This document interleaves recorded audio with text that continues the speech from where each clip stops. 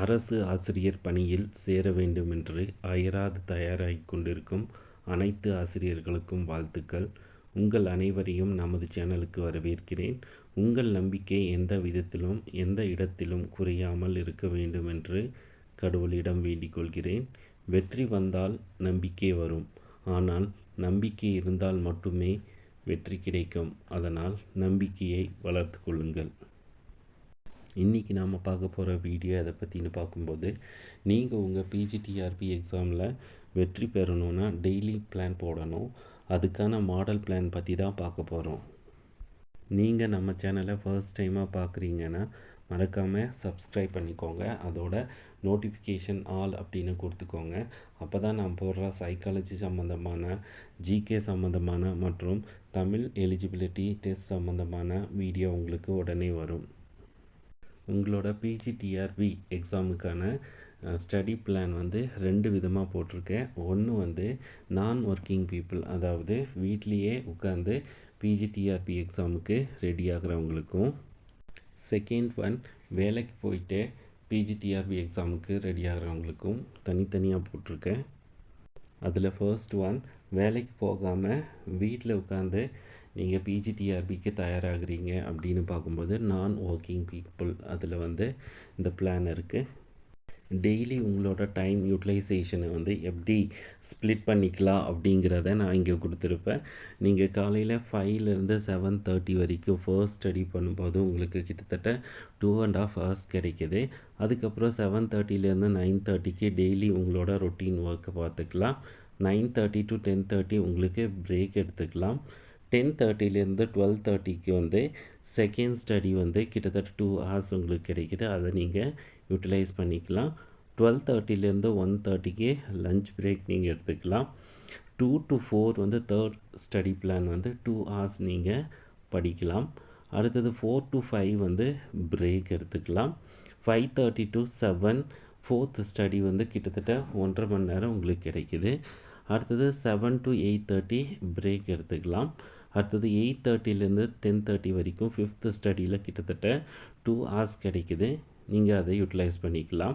அடுத்தது 10:30லேருந்து 11:30க்கு நீங்கள் இந்த நாளில் என்ன படித்தீங்களோ அது எல்லாத்தையும் ஒரு ரிவிஷன் கொடுக்கறதுக்கு கிட்டத்தட்ட 1 மணி நேரம் நீங்கள் எடுத்துக்கலாம்.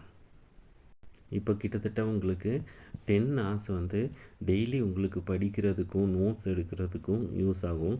ஸோ இந்த 10 hours கொஞ்சம் முன்ன பின்ன இருக்கும். அதை நீங்கள் முழுமையாக பயன்படுத்தினீங்க அப்படின்னு பார்க்கும்போது உங்களால் எல்லா யூனிட்டையும் வரிசையாக நீங்கள் படிக்க முடியும்.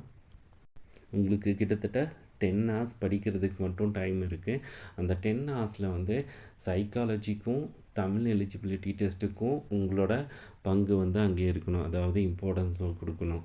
வெறுமனையே சப்ஜெக்ட் மட்டும் நீங்கள் படிக்கக்கூடாது.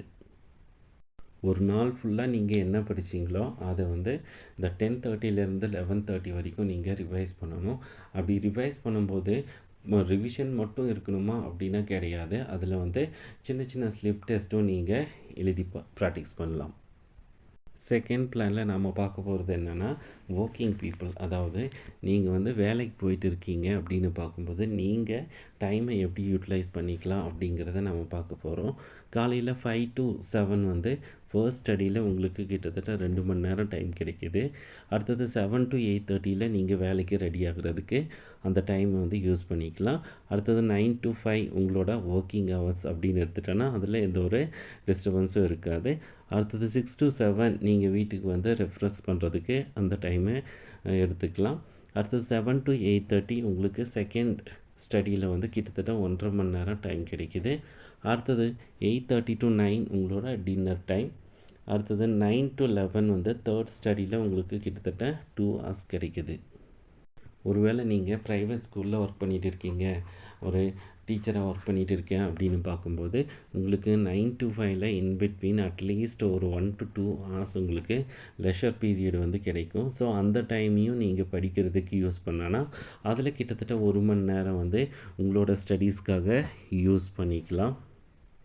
அப்போது கிட்டத்தட்ட 6.5 ஹவர்ஸ்லேருந்து 7 ஹவர்ஸ் வரைக்கும் உங்களுக்கு டைம் கிடைக்கும்.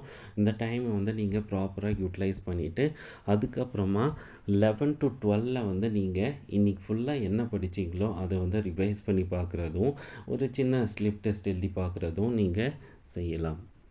மறுபடியும் நான் சொல்கிறது ஒன்று தான். என்ன அப்படின்னு பார்க்கும்போது, நீங்கள் சப்ஜெக்ட்டுக்கு மட்டும் இம்பார்ட்டன்ஸ் கொடுக்காதீங்க. சைக்காலஜிக்கும் தமிழ் எலிஜிபிலிட்டி டெஸ்ட்டுக்கும் ஈக்குவலாக இம்பார்ட்டன்ஸ் கொடுத்து நீங்கள் படிங்க. நான் போட்ட மாதிரி நீங்களும் ஒரு டெய்லி ஸ்டடி பிளான் போட்டு படிங்க. அப்படி போட்டு படிக்கும்போது வரப்போகிற பிஜிடிஆர்பியில் நீங்கள் கண்டிப்பாக வெற்றி பெற்று அரசு ஆசிரியர் ஆகலாம். நம்ம சேனலோட பிளேலிஸ்ட்டில் போய் பார்த்தீங்கன்னா சைக்காலஜிக்கு எக்கச்சக்கமாக topic wise question answer upload பண்ணிட்டும் இருக்கேன். இது எல்லாமே உங்களுக்கு யூஸ்ஃபுல்லாக இருக்கும் பாருங்கள். ஃப்ரீ டெஸ்ட் சீரீஸ்லேயும் போட்டுட்டு இருக்கேன். அதாவது ஒவ்வொரு யூனிட் வைஸாக அதை ஸ்ப்ளிட் பண்ணி டெஸ்ட் போட்டுட்டு இருக்கேன். அதில் நீங்கள் கொஞ்சம் கொஞ்சமாக அந்த யூனிட்டில் இருக்கிற எல்லா டாப்பிக்கையும் கவர் பண்ணிடலாம். அது உங்களுக்கு யூஸ்ஃபுல்லாக இருக்கும். சைக்காலஜி வாட்ஸ்அப் குரூப்பில் நீங்கள் சேரணுன்னா டிஸ்கிரிப்ஷனில் லிங்க் இருக்குது, அதில் போய் ஜாயின் பண்ணிக்கோங்க. அந்த குரூப்பில் நான் படிக்கும்போது யூஸ் பண்ண சைக்காலஜி நோட்ஸ் எல்லாத்தையும் யூனிட் வைஸ் போட்டுட்டு அதிலிருந்து கொஸ்டின் எடுத்து டெஸ்ட் வச்சுட்டு இருக்கேன். இது உங்களுக்கு ரொம்பவும் யூஸ்ஃபுல்லாக இருக்கும். இதை நீங்கள் ஃபாலோ பண்ணும்போது உங்களுக்கே தெரியாமல் யூனிட் ஃபுல்லாக படிக்கிறதுக்கு வாய்ப்பு அதிகமாக இருக்குது. ஸோ இந்த ஆப்பர்ச்சுனிட்டியை நீங்கள் மிஸ் பண்ணாதீங்க. வருகின்ற டிஆர்பி எக்ஸாமில் நீங்களும் ஒரு கவர்மெண்ட் டீச்சராக வரணும் அப்படின்னு வாழ்த்துக்கிறேன். All the best.